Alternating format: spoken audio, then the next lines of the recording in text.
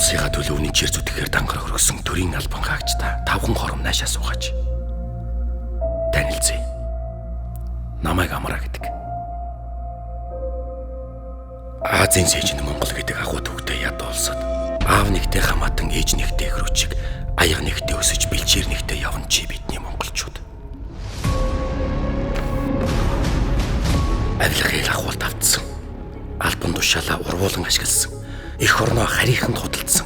Ирэх зүй ёс зүйгээ уландаан гიშгсэн төсөөлөхөдөж бэрх гэмт хэрэгүүд төрийн албан хаагч та нарын дундаас гарч байна. Аймад өндөртэй намтай олон хүн сайнтай муудаж онцолж би чамаас асууя. Чи яг аль нь вэ? Үнэндээ үзэгний үзүр шийдчих газар үүргэвчтэй мөнгө бариад ороод ирвэл чи яах вэ? Битгий аваарай. Авбалч ямдш. 13 дахин ахаа цаашаа даварж айж ичхээч болно. Хурсаар хумсалсаар чиний хувь хөрөнгө чинь нэмэгдэж, хурдан тэрэг хувийн байшин хураасан буйнаа идэж, хуурай газрын деваачнд чи амьдрал. Даан харамсалтай.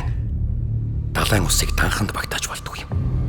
Хинт ч мэддэггүй намтарсан ч, хэрэг хөө хилцгээр ял завсан ч, нийгмийн бөөс болж бусдын далахыг булаасан дүглээ нэг л өдөр чи заавал төлөх болно. Үгсэн ч чиний ясыг шорон доороос өндөө зүгж. Үе түмэн олон ялыг чинь хизээж уучлахгүй.